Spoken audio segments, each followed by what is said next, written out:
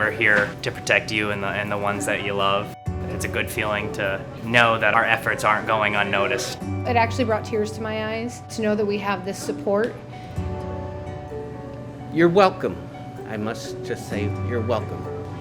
It's stressful, but we're not going anywhere. Welcome to another edition of Bucknell Men's Swimming and Diving Through the Decades. This is the decade of the 1970s. My name is Todd Newcomb, and I want to welcome you all to tonight's session. We've got a great group of alums joining head coach Dan Schinnerer and one of our current student athletes, George Rump. George is a sophomore from Cardiff, California, and we're excited to have him on the call tonight. We want to thank Geisinger as our sponsor for tonight's event. They've done a great job throughout the pandemic, and of course, they do a fantastic job day in and day out with our student athletes here at Bucknell. So thank you to Geisinger.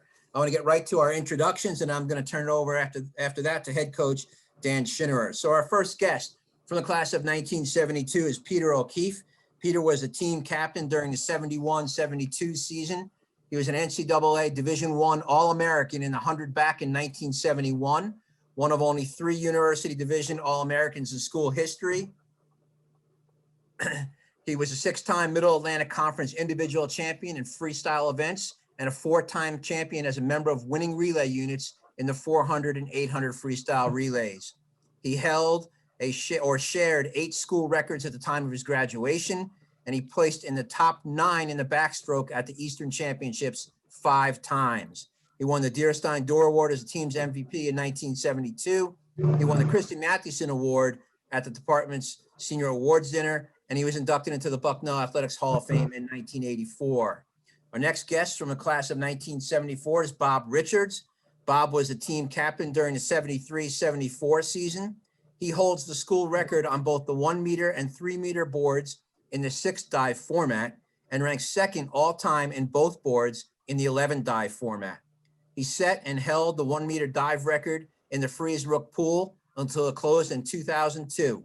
He was a 4-time Middle Atlantic Conference gold medalist, winning twice in both the 1 and 3 meter boards. He won the ECAC medallion for athletic and scholastic excellence, and Bob was inducted into the Bucknell Athletics Hall of Fame in 1985. Our next guest from the class of 1974 is Steve Winings. Steve was the team captain during the 73-74 season.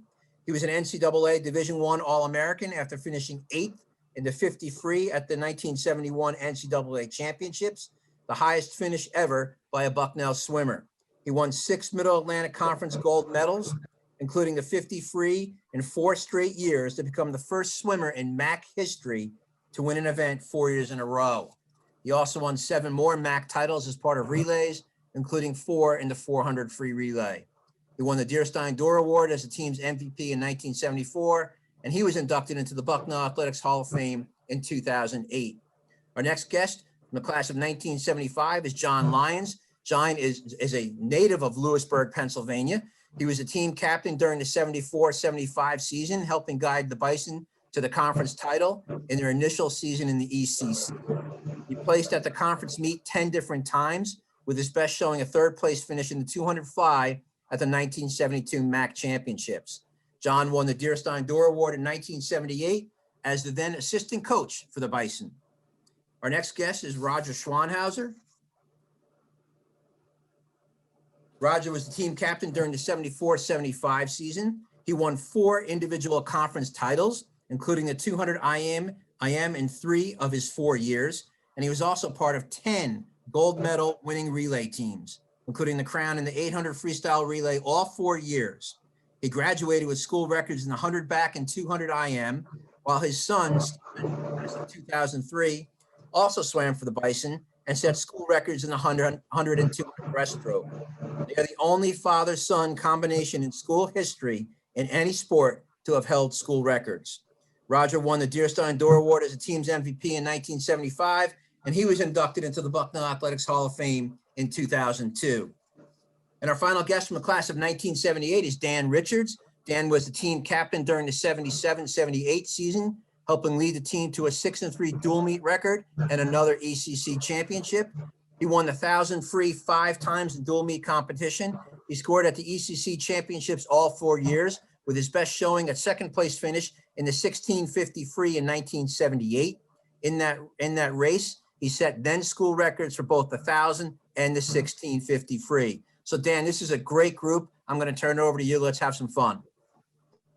Thanks, Todd. And thank you to all of you for joining us tonight. We have certainly had some distinguished decade groups, but I will go so far as to say that this is the most distinguished and most honored. And so we are certainly honored to have you all with us. What we hope is to share some memories and some stories and some experiences, as well as pass on some advice. But before we get into kind of rehashing the past, wanted to take an opportunity to kind of go around and have each of you share with us kind of where you're at personally right now, both where you're at geographically, where you're at professionally. I think before we started, you were joking about most of you being retired. And so if you're retired, what you did before you're retired, as well as any excitement that you've been up to in your retirement, and then anything you'd like to share as far as personal and family life and things like that. And so, given the format that we've become accustomed to with Zoom, we're just going to kind of work around the squares, at least on my screen. And so to my immediate right is Steve. And so I'll ask you to kick us off. Yeah, that's me. Yep. Okay. So I had a varied career, mostly, fortunately, at the executive level, working up and down between New York City and DC. I spent the last 20 years in the DC area. Where among my claims to fame was I recruited Stephen Schwanhausser, who's now become a superstar for that company. I'm currently retired for years. I reside split time between the Jersey Shore and the Florida Gulf Coast. I have 2 kids, both Division I athletes. They go to urban schools and went to Boston College and University of Pennsylvania, and 3 grandkids, and we're enjoying it. Great. Thank you. And next up, Peter. Hi, everybody. Good to see you. I am retired in Los Angeles. I've been living in LA since 1984. I retired in 2013 after close to a 40-year career in commercial real estate, initially on the lender side, working for Citibank in New York City. But when I moved out to Los Angeles in '84 with Citibank, soon thereafter, I became a partner in a national real estate investment firm based here in West LA, but with activities all over the country. And I retired from them, as I said earlier, about 7 years ago. I'm married. My wife is a nurse practitioner who just retired herself. We have a daughter, Nicole, who lives in Boston and swam at MIT and was an All-American at MIT, and works as a software engineer for a company in the Boston area. Other than that, I stayed very active in swimming, and I've been an active masters swimmer for all these years until the pools closed on March 15th. And as I have commented, the only people happy with that are my cardiologist, who doesn't want me to work as much as I would like to work. But everybody else I know is pretty upset with it. And I do ride my bike a couple times a month. But even that has been difficult to do. It's a little awkward having to wear masks and, kind of deal with appropriate social distancing. So that is what's going on with me. Thank you, Peter. Next up, we'll go to John, who on a personal note, I have to make a side mention. You, I think, get credit for giving the last job to my college coach, Frank, or at least involved in helping him with his last job before he actually managed to fully retire. Yeah, I don't think he's retired.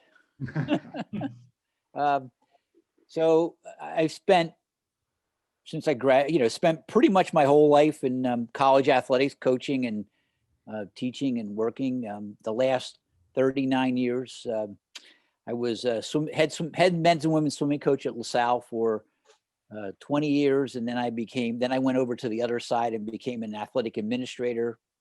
So I said I traded dumb athletes with dumb coaches, but that's another story. Sorry, Dan. No, I spent, almost close to 40 years. I retired in December of 2019. Beat it out of the woods prior to the pandemic and all the problems you got to deal with COVID and athletics, and pretty much had a great career at LaSalle. Coached number like 15 conference champions, All-Americans, NCAA Division I All-Americans, and then moved over to the administrative side and kind of thought it was a different side of athletics, and just at some point thought time is enough. Actually, I spent a weekend with Roger and Steve and a couple other guys, and they're all saying, "We're retired. What are you still working for?" And I think after that weekend, I went into the guy who is 35 years old, wasn't even born when I started working at LaSalle. And I said, I've had it. I'm finished. So I would blame it on Roger and Steve. They said, retirement's great. And it is. Thank us. I do thank you all the time. Actually, I think Linda thanks it. John, I'm used to getting blamed for stuff. I know. Well, I blame you for going to LaSalle. Going to Bucknell, right? It's your fault. And, but I have three wonderful sons, thankfully all employed, not having to been laid off or anything. One lives in New York, one lives in Philadelphia, and one lives in Baltimore. And I have one grandchild and live right outside of Philadelphia, and really am bored because I'm housebound. I spent the first summer of my life ever growing vegetables, and actually it worked. I grew cucumbers and tomatoes and radishes. In fact, first time ever. I grew up in Lewisburg, but I wasn't a farmer, and all of a sudden this summer I became a farmer. So that's about it. So thank you, John. It sounds like your teammates continue to be good influences later in life. Oh yeah.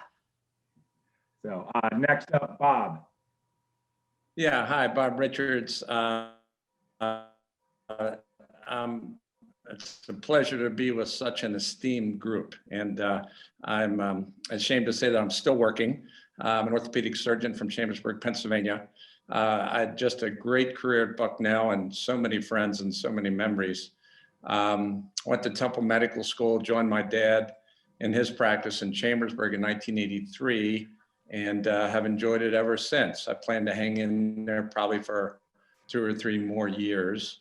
As far as my diving career, when we moved to Chambersburg, my wife and I started a age group diving program, and we coached for a good 20 years. And in fact, I coached the high school diving team, and many of the meets that we had were at Bucknell's new pool, the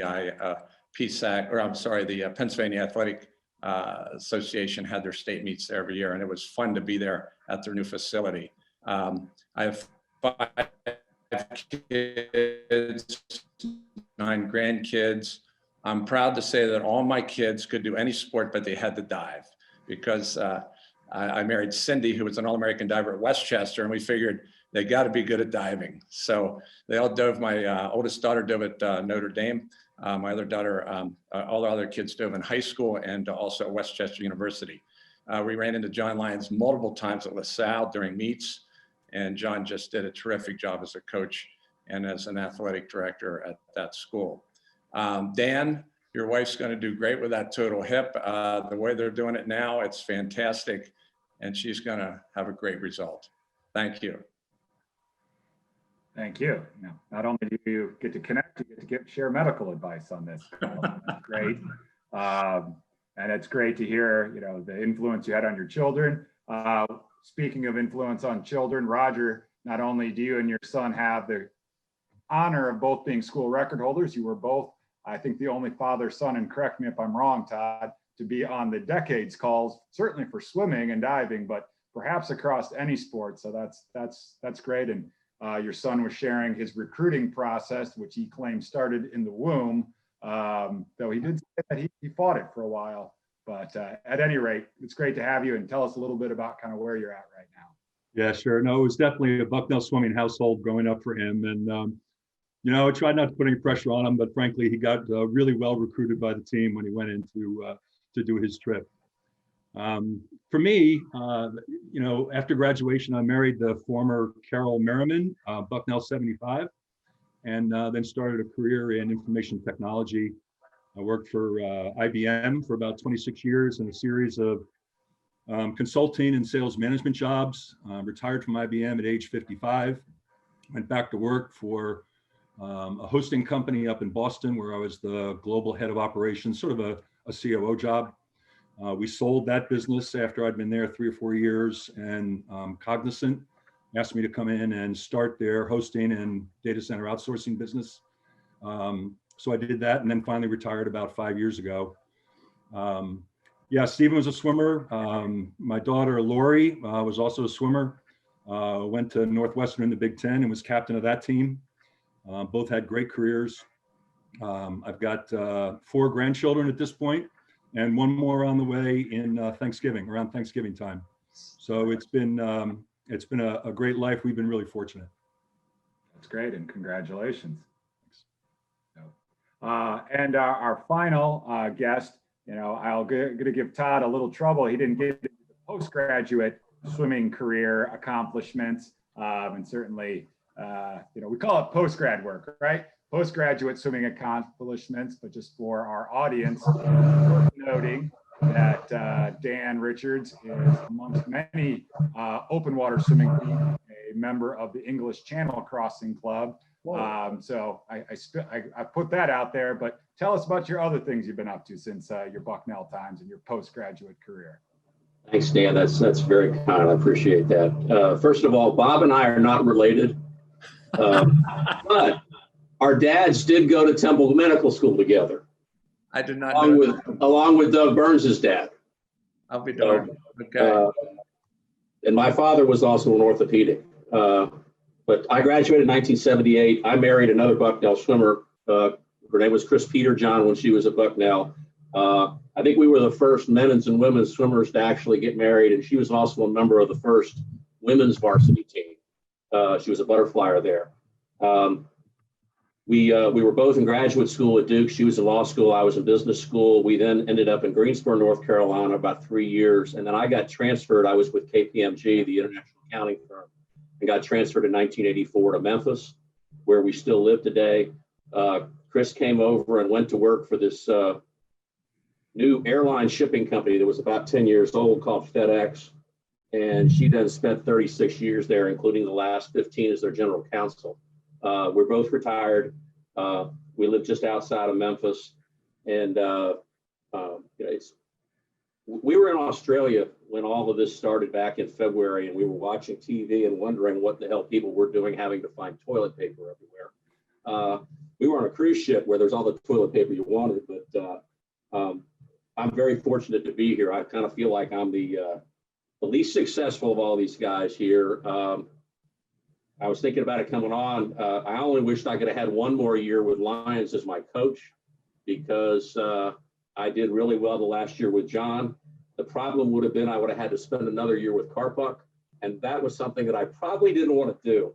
And I see John laughing. He knows exactly why. But I'm honored to be here. As I say, I've all you guys I've admired. I may be an open water swimmer, but every time I've been in the water with Peter, I've still gotten my butt whooped continuously.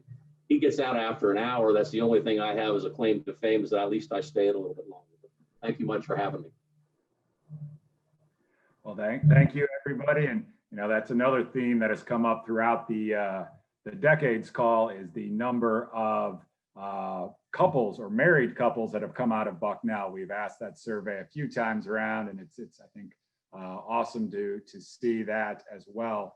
Kind of getting into our first question, it is about kind of your path to Bucknell, whether it was through a recruiting process or what led you to choose Bucknell. And certainly recruiting has evolved probably a good amount since you all were making your college decisions. You know, it's evolved a lot in the 15 years I've been at Bucknell, and heck, it's evolved a lot in the last 6 months, to be quite honest, you know, as we move into a world of virtual recruiting, where we've had men and women that are seniors in high school have to make commitments to Bucknell without ever actually putting foot on campus. And so definitely an ever-changing venture, but we would love to hear about what your path to Bucknell was and ultimately why you chose Bucknell. And so once again, we'll start with Steve. Oh. Steve, you're on mute.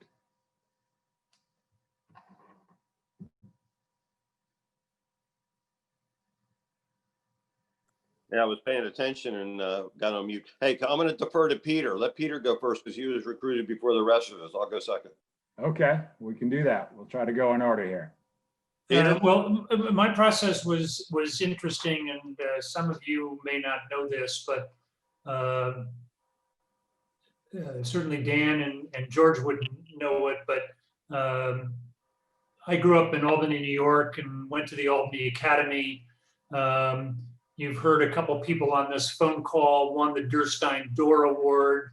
Both Bill Dürstein and Bob Dorr went to the Albany Academy. And I got actually recruited by Bob Latour, who coached at the Albany Academy up until about 1956. He then coached at a local high school for 1 year before he was recruited by Bucknell to become the first swim coach at Bucknell. And I didn't actually know it until I got to campus in the fall of '68. But Bob Latour's wife, Woody, had been a nurse who worked for my dad. So that really wasn't part of the recruiting process, but it just goes to show the ties between my high school and Bucknell University. And in the early years, Bob Latour had recruited very heavily from the Albany area. And so the school was well known to me, and the connections there.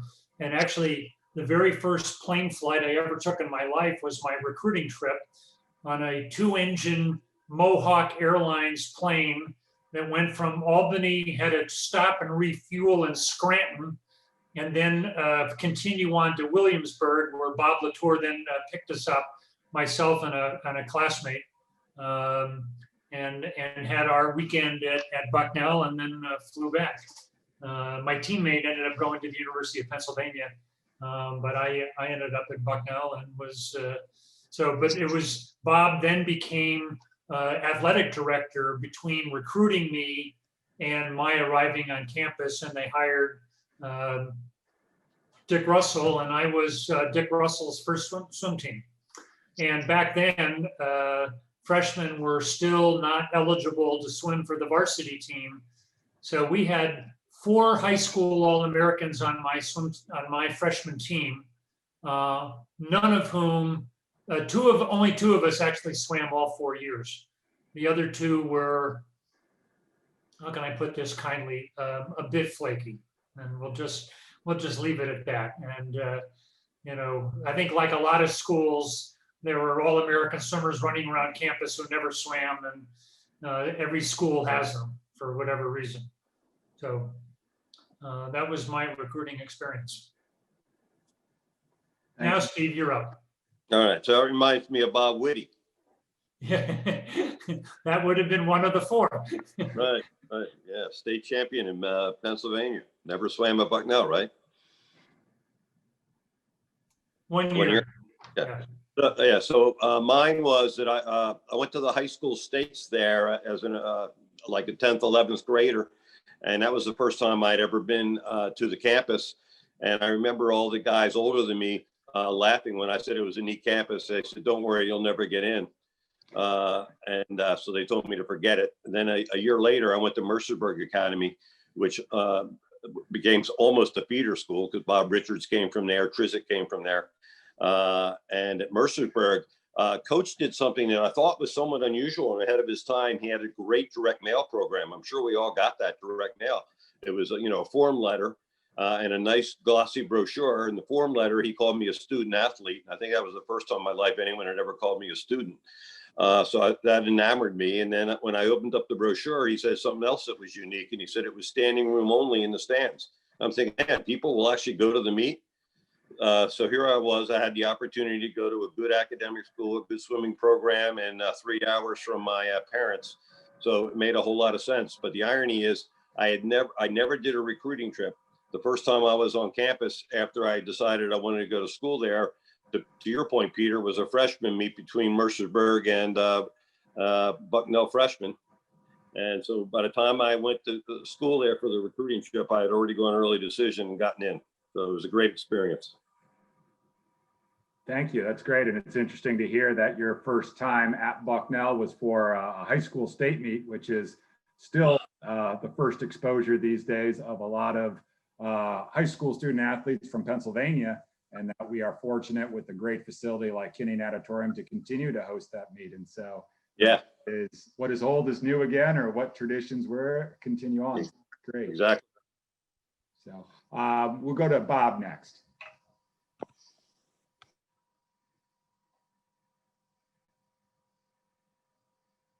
Unmute yourself.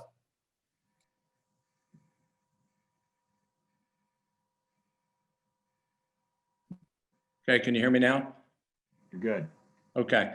Yeah, one of the main reasons I went to Bucknell was primarily because of Steve Winings. As Steve just mentioned, we both went to Mercersburg and had a good swimming and diving career there. And Steve, I think, went early decision at Bucknell. And that swayed my decision. I was looking at other colleges as well. And then the other main reason, he was the diving coach and positive personal guy. And also he said that if I went to Bucknell, he would give me a Corvette. So of course I signed, and when I showed up, he puts a toy Corvette on my desk when I get into my dorm. So that's my story of how I got to Bucknell. Yeah. Unfortunately, I think it's probably still some sort of NCAA recruiting violation, even with a toy car. Not as a major violation. It's probably like a level 4 or 5. So, John, you can go next, please. So, well, so you talk about recruiting violations. There are probably about 100 of them because I swam. Dick Russell had a great program.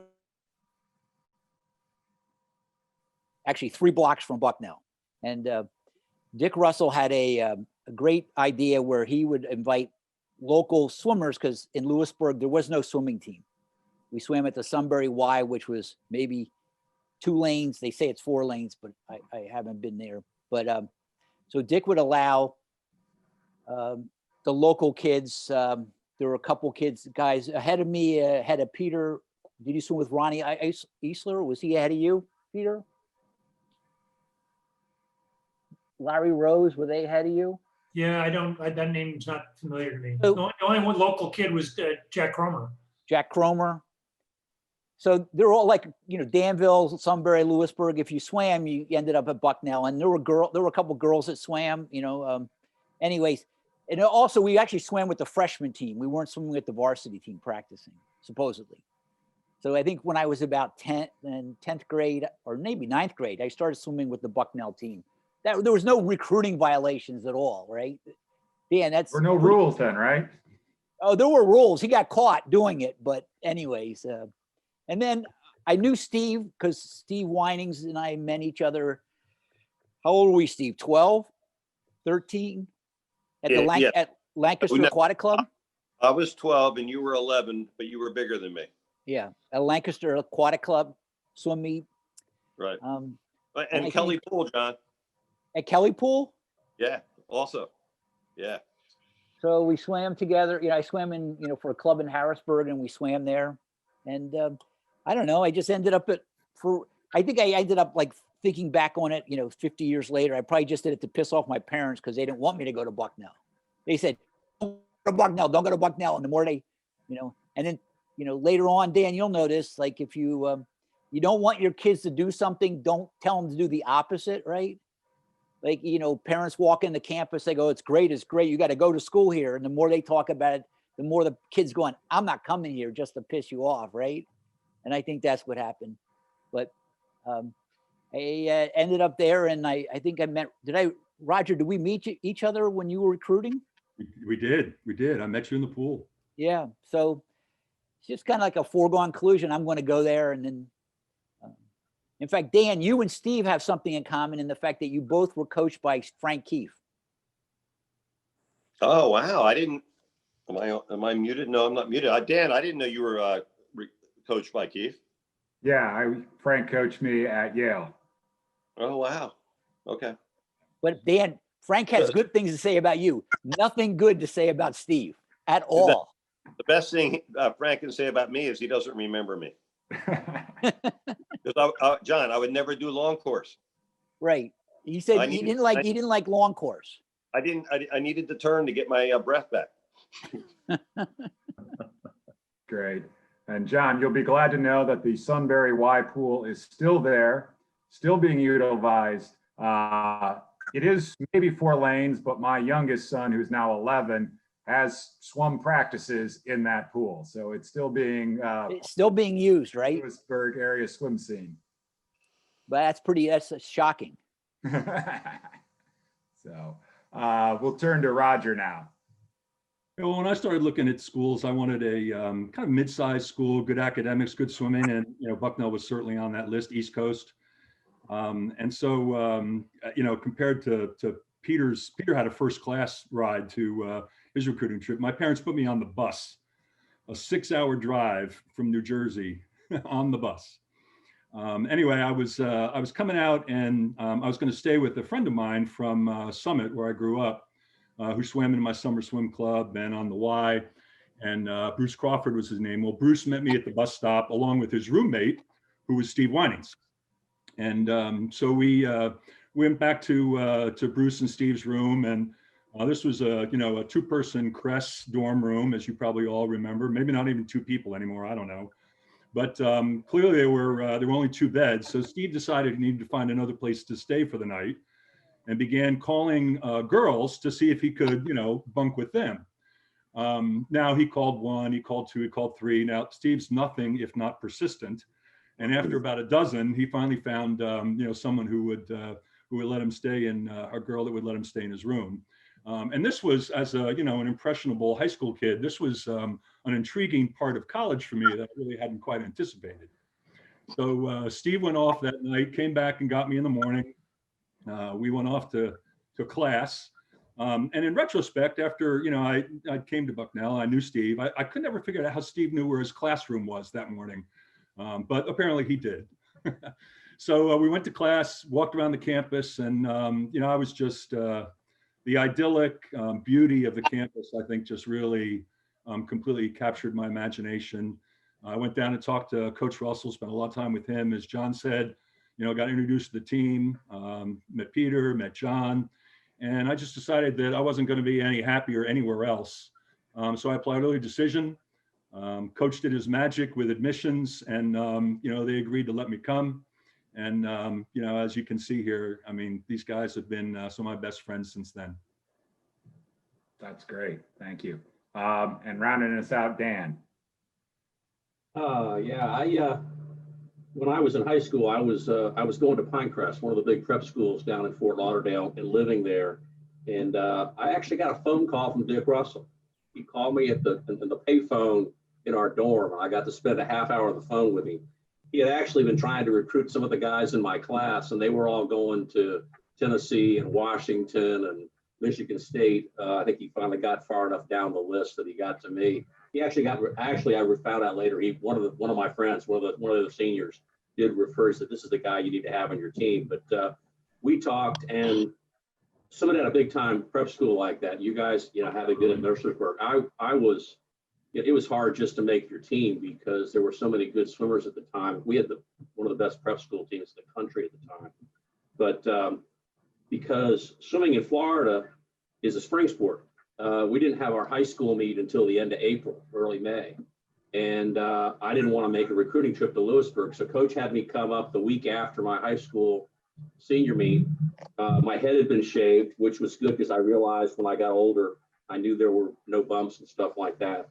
But I got to spend 2 nights on campus week before finals in 1974 and had a great time. And it was down to walking on at Auburn or coming to Bucknell. And I just, the campus was great. Lewisburg in April and May is great. They didn't bring me up in January as a Florida kid where I could see snow and ice and stuff like that. But it was a, you know, when I got back to Florida, I really decided that this was the right place for me. It was just a good deal. And it was, you know, one of those pivotal times about making a really good decision. But Coach was great. But to go back to the letter that Steve was talking about, there still got to be a joke in the 70s and 80s. I got a letter from Coach that said two things that I really remembered. First of all, I was the most important recruit for his incoming class. And secondly, within the next couple of years, we were going to build a new pool. Now, that same letter went out to everybody else in our class and also for hourly years before and after. And so obviously, when Kitty Natatorium worked, we said, hell, it only took like 25 after we actually got out to do it. But yeah, it was one of the Russellisms that we all kind of remember when we get together. That's great. Well, yeah, we've had that topic of when the first class was promised, or which first recruiting class was promised the new pool, has been a trend, and it certainly started in the 90s, and we just learned it in the 80s, and now apparently it. There was even a model of the building that we were shown, you know, so in the early 70s, and when we did the Dick Russell retirement party, whenever that was, the early 2000s or something like that. That's it. Everybody talked about the story that you'll have the 50-meter pool by the time you graduate. And there were 35 years of kids hearing the same story. Something that brings everyone together. So that's great. At this point, I know Todd mentioned him at the top, but just wanted to reintroduce George Rump, one of our sophomores. He is from California. We did fly him out. We did not make him ride a bus out for his recruit trip. So part of the evolution of recruiting. He's actually part of 4 guys from California in the sophomore class. And so I think that's a testament to the national draw that Bucknell is. And so we're excited to have him as a sophomore last year. He was one of our leading breaststrokers, was our top breaststroker. We were really excited to see the progress he was going to make this year. We're a little bit on hold of seeing that progress in the pool. But, you know, in spite of where things are right now, he's definitely continuing his Bucknell experience, but as a question for you all about how to kind of maximize that experience. So without stealing all his thunder, I'll turn it over to George. Hello. My question was just, what advice would you give me or any of the other swimmers about just the general Bucknell swim and dive experience? I'll jump in on that. I think, you know, even though you've got individual days that are long, school to me is like being a parent. The days are long, but the years are short. And really take advantage of the time that you have there and embrace it, because it is, you'll be told this by everybody that it goes by in a flash, but it really does. And so make sure that you really embrace the challenge and do it while you're there. And I think that the other thing is, you know, a lot of these guys have kept up relationships over the years, and that is really value the friendships that you build, because those are friendships that are going to stay with you for the rest of your life. Long after Lewisburg, long after swimming, those relationships and friendships and connections will be there to help you emotionally, or just to have fun, or if you need a job or whatever. So really value those your teammates, your classmates, and build connections. Yeah, and I'll echo Peter. Am I on? Let's see here. Yeah, I'm on. Yeah, I'll echo Peter. I just cherish the experience you're going through. The memory friendships you make over the next few years are going to, like what most of us, last a long time, right? We got like 50 years, I think. Lyons and I are probably 55 or 60 years, right? 60 years, Sean. Think about that. And then secondly, be confident that, you know, a person who goes to a good school like Bucknell and is a dedicated athlete and has learned the discipline, you know, choose a career that you have a passion for, and the chances are you'll be super successful. Yeah, I would agree with that. You'll have a great experience at Bucknell with swimming and diving. You guys hear me okay? But don't forget your academics. And that's as important, if not important, than athletics. And when you finish Bucknell, You know, there's no such thing as professional swimming, although there is professional diving, which I did for a couple of years after Bucknell. But, you know, so it's very important to, you know, hit the academics hard while you're at school. And the other thing is swimming is such a wonderful sport. And all the people that are on this call this evening probably continue to swim. And it's a great sport that you can continue throughout your life, even when you get to our age. And it's a great way to stay in shape. It's low impact, and it's a lifelong sport.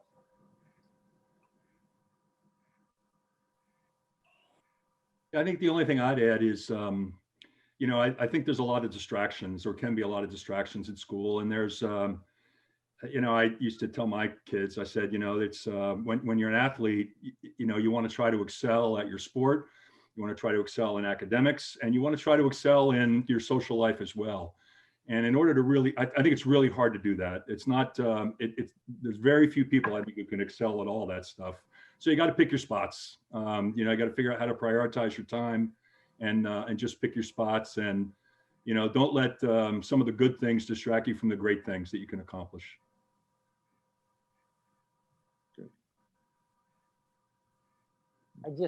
I would just recommend have a good time. You know, work hard, study hard, keep your eye on this, you know, keep your eye on the prize. You know, I think it's hard. The hardest thing that I think I've always thought about college athletes is take responsibility for your own actions. You know, you get out what you put into it. But I'll tell you what, it's a trip. It's fun. I would trade it for the world. You know, bad times, good times. It goes by quick. You know, and my best friends are my former college swim mates. You know, we've been, you know, 50 years. I had hair. Not much though, John. Yeah, you're right. Long Not much. hair. At one time I had hair. Peter had hair. I remember Peter had hair. Dan never had hair. He always kept it short. I don't know why.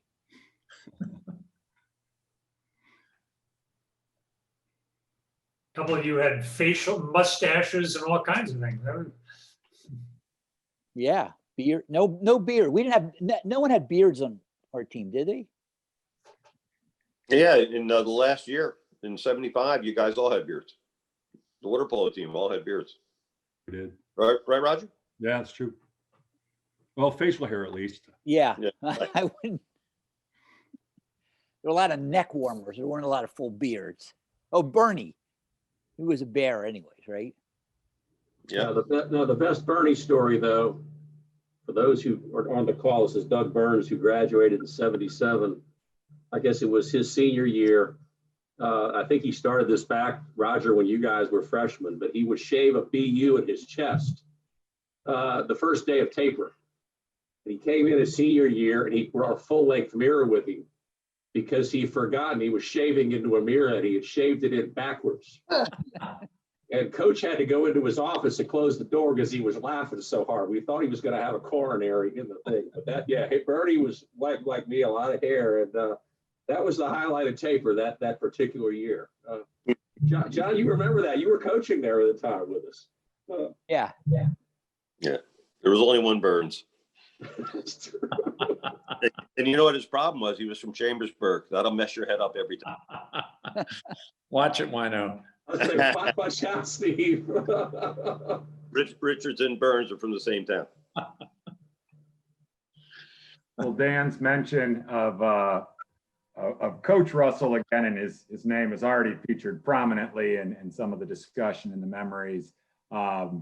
You all swam for Coach Russell. Some of you were recruited by Bob Latour, but all swam for Coach Russell, Hall of Fame coach here at Bucknell. Somebody, I think, Peter, you mentioned it. I felt fortunate as my time started as coach at Bucknell. I had the opportunity to meet Coach Russell in an event. I think it occurred during my first year as coach here. And so that was an honor for me to meet him at that point. And to hear some of the stories and I will even go so far as to say the legends that go with his time at Bucknell. And so I was just hoping, again, we'll kind of open it up, but to hear you share a little bit of what impact Coach Russell had on your experience at Bucknell. And of course, any good stories from that time would be great. I'll go ahead and go first if I can. We'll go this in reverse order. Man changed my life. I've often said that if you ever read a book by Mitch Ablon called The 5 People You'll Meet in Heaven, Dick Russell will be one of my 5. There's another Bucknell person who was a negative impact on me, but was still positive. He recruited me. I met my wife there. Our lives have been immeasurable, and I couldn't give enough back to him. And he also believed in me. Believe me, I am the least accomplished athlete on this call. And the only reason I got to anywhere where I got at Bucknell was Coach and John Lyons just trying to push me of just saying, look, you got to outwork everybody else. And Chris and I have always had just high regards for him. Obviously, we've done some things with the water polo program to make sure that it's there. And you'll hear Todd from when you do this 50s and 60s. Bill Deerstein's the other guy. He did things at swimming for Bob Latour and allowed us to do it. But Coach was great. He gave some great motivational speeches. I may steal one because it's from Roger's senior year, but we were swimming Syracuse at Bucknell. And he walked in the locker room. He said, guys, Syracuse is a great meet, especially when we're down here or we're up there. And it was not exactly a Rockney speech, but you kind of looked at him and said, okay, there's a little humor in that. We can go out. So we did win the meet that day. So that was a lot of fun. But he has been very special to me. And obviously it's a big impact on my life. I'm sorry. Well, I'll tell a little story, and it ultimately is about Coach, and I think sort of reflects his personality, his impact on all of us.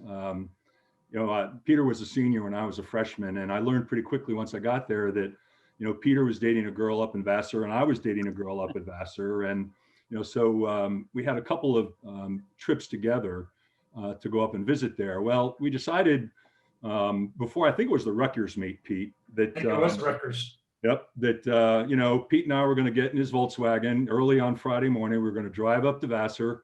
We're going to pick up the girls and come back. And we thought we had plenty of time to get back in time for practice. Well, we started out, 7 or 8 o'clock in the morning, and it started to snow. And by the time we got to the Poconos, it was a blizzard. I think we drove off the road at least once, Pete, on the way there. But we got up to Poughkeepsie and picked up the 2 girls. And by this time, we realized we were going to be late to practice. We weren't getting back in time. We were rushing as much as we could, but still trying to stay safe. I think we walked in about, 10 or 15 minutes late. We almost made it. We walk in the door and Coach is just livid. I have never seen him so mad, and I never saw him as mad again. He is just ripped. Now I have to say about Coach. Coach was a little sweet on the girls sometimes. He used to like watching all the ladies that we brought around and the girlfriends we had, and he used to like to charm them. So Pete and I walk in and he tears into us, and right behind us are these 2 cute girls from Vassar. Now, Coach can't figure out whether he can, blast us or he's going to try to charm the girls. And, Pete was senior captain. I just stood behind Peter, let Peter talk our way out of this one. But Coach was he couldn't figure out what to do. But, Coach never stayed mad at anyone for very long. When you swam for Coach, you always felt special and appreciated. And it was almost like unconditional love from Coach, to be fair. You knew he always would have your back, if we got in trouble, which, we inevitably did, but he was always there for us. And, it's interesting. Coach may not have been the best stroke technician and maybe not the best, race or meet strategist, but, he had a sense of bond and loyalty and pride and team spirit that was just infectious. And we all felt that. And while, we certainly had a lot of horses on the team back then in those years, I think it was that spirit that Coach created, which was, the biggest reason Bucknell Swimming was so successful in those years. And it was really his leadership that did that. Yeah, and I'll just add on to your point, Roger, that the neat thing was he was really open about the fact that he wasn't necessarily the greatest stroke technician or meet strategist. We'd all sit around with him, and he was very open-minded to our ideas on practices and even meet strategy. We'd sit around and, you know, shoot the shit with him on what the lineup should be like. And almost no coach, I think, does that, right? I mean, I'll tell you one thing, Dan, coming from my Coach Keith experience, which was dramatically different, it was a breath of fresh air, you know, for me to work under Russell. And I thoroughly enjoyed it. Steve, you were very good. He was good. Like, he let you do an hour practice in 30 minutes. I recommend that to him, yeah. He was a good guy. I mean, yeah, I think he brought a lot. Like, he was a football coach. He only got into swimming because he was coaching at Upper Arlington High School.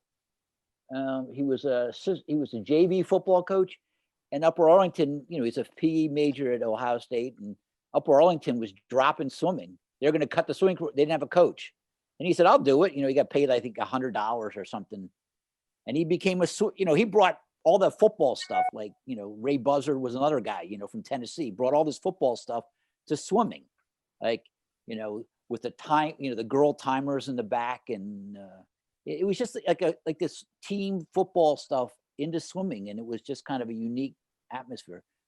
Well, and I think he wanted to learn. You know, he was open to that. I mean, he created the water polo program at Bucknell. He knew nothing about it, and but he was a student, and you know, he was learning how to be a water polo coach at the same time we were learning how to play water polo. And that talked to the kind of person he was. I think that, you know, we talk about how special he was to us, but we were really special to him. And I don't know much about his home life, but his family was the swim team, and we brought him a lot of joy. We brought him some heartache too, just like any family. But you know, it was a mutual experience. We were benefiting each other. Yep.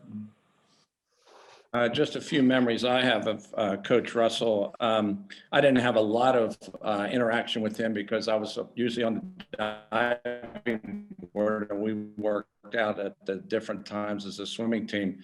But you guys remember those meets in that pool, the home meets, it would be packed. You couldn't get in the door, it was so crowded when we had some of those huge home meets. And sometimes between events, Coach would disappear. And I think he enjoyed his cigarettes when he went outside. You guys remember that back door where he would sneak out during some of the events? And plus, John, how many Cokes would he drink during a meet? Cokes and cigarettes. Cokes and cigarettes. A 6-pack of Coke. I remember. He would have a 6-pack of Coke. Exactly. Yeah. But the other diving, it used to be back in the day, you know, that 1 meter and 3 meter diving were during the swimming meet. And when the diving would come up, a lot of the swimmers would disappear and go into the shower. And I can remember Coach would go in and pull you guys out onto the deck, you know, to watch the diving. And the more you cheered for the diving, the scores from the judges would go up half a point. So I remember that. He was also very good at playing officials. He would, you know, he'd walk up to the official and say before the meet, you know, really close meet, diving is going to be real important. You know, he you know, like we were swimming at Penn State once, and every meet, like, you know, like he was really good at playing the officials. Not one Bucknell swimmer ever got disqualified for a false start. You know, no one. He had, you know, it was take your bang, right? Take it, and the guys, but I tell you what, he was like, I remember when he retired, I just said, Dick, you know, you were very loyal to your swimmers. You treated everyone the same. You didn't really, you know, you didn't play favorites. You didn't do it, you know, very loyal, very honest with your athletes, and very consistent. You know, he didn't have highs and lows. He was just very consistent. You know what you're going to get. You knew, you know, even to the point where you could take your workouts and you said, okay, today is November 11th. So next year will be November 12th, and it'll be the same workout, right, Roger? Right. Roger kept a diary of workouts, and he'd go, okay, today's 4100s. And we'd walk in, but. Oh no, he kept them in a drawer in his desk. Oh yeah. because we go into lifeguard, and you could go in, and it was on the yellow big pad, and you'd say, okay, here's next week's workouts. Oh yeah, I remember this workout. Yeah, he'd have them stacked in there. Which was nice. It was a winning You pattern. liked hearing about it ahead of time. You knew what you were going to do, so you said, okay, I'm really going to push on a particular day, but I'm not going to work that. But yeah, they were there every year. Well, I think one of my favorite Dick Russell stories that also talked about him. This precedes all of you, although John Lyons may remember it because he would have been around as a high school kid. But my sophomore year, we were heavily favored, but we lost to Lehigh in the conference meet. And we were overconfident. We didn't rest our two best swimmers. And Lehigh stepped up and beat us. And coach came back and he wrote on his bulletin board in his office a whole paragraph about the risks of overconfidence and the dangers of all of that. And that stayed up the entire year until we won the conference meet the next year. I think that stayed up forever. Well, it's a good lesson to remember. Overconfidence is an athlete's worst enemy or something like that. Yeah, exactly. These are all great memories, great stories. It's been an awesome conversation, but we're burning through an hour very quickly. But I think that just speaks to the experiences that you all have. And so want to kind of move to, actually, it's going to be our final question of this group. And those are great memories of Coach Russell, but maybe kind of moving, not beyond, but just kind of looking, past just his impact on you. What is a memory that maybe, if not the most memorable part of your swimming and diving experience at Bucknell, maybe just really encapsulates what it meant to you those 4 years as part of the team and part of the program? And so again, we'll just open it up. I'll go first. I had two phenomenal experiences. Personal, Peter and I traveled together where we both became All-Americans. At a personal level, that was just a phenomenal experience. And Coach was with us all the way. It was just a lot of fun. But on the team level, there was anything more fun than knowing my senior year, but that we were taking a long bus ride to Cornell. And basically we knew this could be a meet that could go either way, but if we performed, we knew we'd win. We knew if we won that meet, we would be undefeated. And I think that, from a team point of view, was probably the highlight of my experience at Bucknell, being on an undefeated team. And we had a very enjoyable bus ride back with the satisfaction of that performance. That's absolutely right. Yeah, yeah. And the only thing I'd add to that is I agree from a swimming perspective. That was a phenomenal season. Back then the swimmers played water polo and vice versa, and so next fall we moved right into a water polo season, and we were undefeated the next year in water polo. And we went about halfway through my senior year on the swim team before we lost, unfortunately, to Cornell. Mm-hmm. So we had almost a year and a half, where Bucknell swimming, diving, water polo never lost. And, the feeling among the team back then is, we knew we were going to be in tough games, but we always knew we were going to pull them out. And again, it was that feeling of sort of team spirit, relying on one another. As Steve said in Cornell, we had it all mapped out. We knew exactly what we needed to do to beat them, and everybody did. Everybody did what they had to do, and it was pretty awesome. Well, I have a couple. One of them actually came across an email group of a bunch of us from the mid-'70s last week. But Roger, it was your senior year at Pittsburgh. We had never beaten Pitt, and the subject came up, and unfortunately he's not on the radio, was Triz's anchor leg. And we all still today said he was a body length behind going into the last 100. He came off the last turn, and we swear he smiled at us because he touched the guy out at the wall, and we beat Pittsburgh for the first time. And that was fun, just listening to Triz. The second one, and John can remember this, is 77, my junior year. We won one event the entire conference meet and still won the meet because everybody we took to the meet, I think, scored in at least 2 events, including both the divers who placed in both the 1 and the 3. And that, I think, kind of showed what Coach did in terms of maybe we didn't have the quality guys, but he recruited a lot of guys that could go out there and help. And, from a team standpoint, that was great. I mean, I got a chance to swim with Roger and, and John, and, those were some pretty darn good teams. Obviously, my senior year, I swim really well. And I say I give Lyons a lot of credit on that. When I finally learned to swim at 21, I wish I'd have learned about 4 or 5 years earlier. But fun memories. But that Pittsburgh one actually came up last week, and I thought about it. I said, Roger's shaking his head because he remembers that relay, because it was a pretty spectacular meet at a full crowd in Pittsburgh.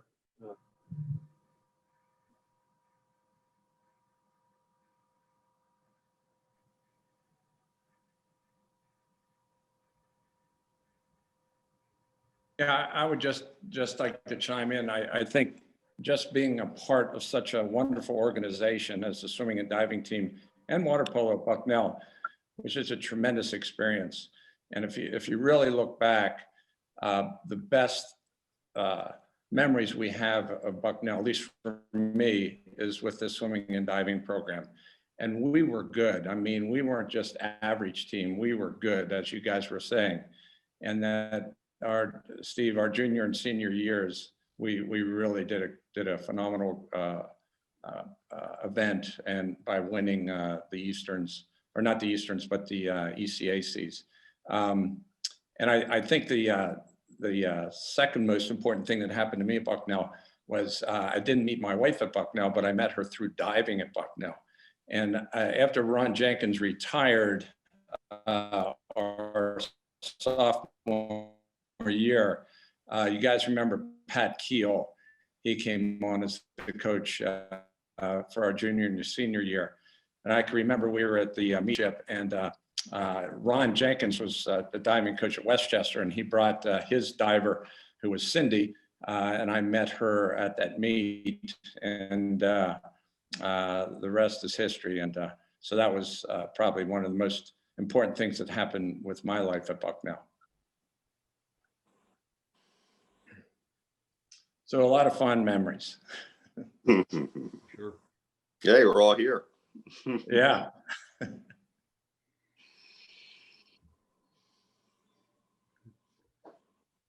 I think one of the things too, and I really direct this to George, is I think you're seeing this from all of us, and as Bob and Roger said, the one thing in the 70s is that we were really good. And there weren't a lot of championship teams at Bucknell at the time. In fact, probably the two, and Nuke, you can verify this, I think the two most successful programs in the 70s year to year were track and field, cross country, and swimming. Yep. And the coaches shared an office together. Right. Yes, they did. And they smoked cigarettes by the pack together. Yes, they did. But it was. I mean, these were the best guys you knew on campus. You lived together, you went to class together, and there was a camaraderie there. You see it with the polo guys. When Todd's done the polo things, it's the same thing that we all talk about. We get on Zoom calls during COVID and stuff like that, and it's kind of like you've never left. Roger's been on a couple of them with us. So is John. Two of the greatest coaches we've had here in any sports, and two of the most caring in terms of when I was doing the sports information work here back when I first started. Those guys were the ones that would come down and see me on a Sunday, and they would ask about every other team, not just their own thing. They knew obviously what you guys were all doing, but they would ask how the other teams had all did and how individual kids had performed. And they really genuinely cared about all the teams at Bucknell. They were really great coaches, both of them, Art Gould and Dick Russell. Great memories from a great teams and great teammates. I know, wanted to make sure we had covered all memories. And so before we kind of shift off, just give everybody a chance. So any other kind of capstone memories to share? Great time. It's fun. It's not a memory, and I don't know if it's really the purpose of the call, but I'd like to hear from George what it's like to be a student in the summer at a time of COVID and lockdown and limited choices. Yeah, well, it's very interesting because it's constantly changing, probably every week. But for the most part, we've been able to get in the pool and practice. Not as much as last year, but it's going really good. Are you guys locked down now? I mean, is Union County shut down? No, not well, like masks and stuff, but it's not like full lockdown. I was glad to see, I look at the school's coronavirus dashboard, and the active cases, which had spiked up to 10 a couple of days ago, was back down to 2 this morning. Yeah, they were really on top of that. Yeah, they jumped right at it. Yeah. Some people believe in science. I'm sure Dan can add to this from a coaching standpoint, but from an administrative standpoint, I can sit here and say that the student athletes at Bucknell and the students in general have done a really good job of embracing the safety and the protocols and embracing that and wanting to be here on campus, because the option is, if there's a breakout, they're going home. And like many of their friends, there's only a handful of schools in the Patriot League that are actually in session in person, and we're one of them. And a lot of these student athletes here have friends at home that are taking classes completely remotely and don't have an opportunity to be with their teammates. So our students have been really good. And I think we've done about 33,000 COVID tests since they got back here.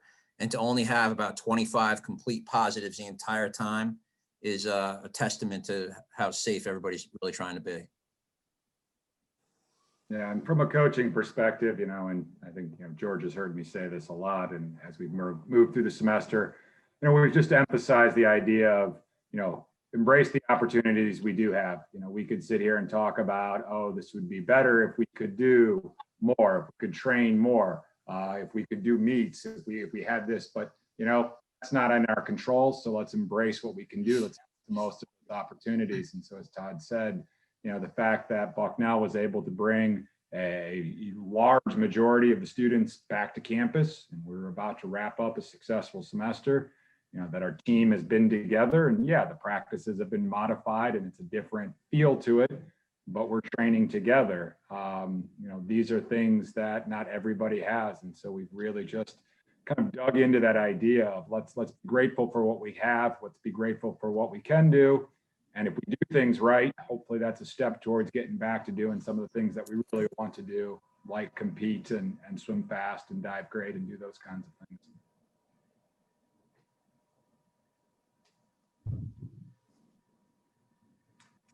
So with that, I don't want to speak for Todd, but I know we are kind of at the tail end of the window of time that we've allotted. And so I would just like to just say again, thanks so much for everyone for being here. It's been a wonderful call, wonderful to live the memories of all these successful teams, and certainly all the contributions you've made to the Bucknell swimming and diving tradition. It's just very much appreciated. Yeah, it was a lot of fun for us too. Appreciate it. Thanks for having us. We really appreciate it. Thanks, Thanks. Todd. Nice seeing Thank you. everybody. Yep. George, Thank good you very luck with much. you. I hope you get to experience a more open environment over at least your last 2 years at Bucknell. Yeah, for sure. Thank you.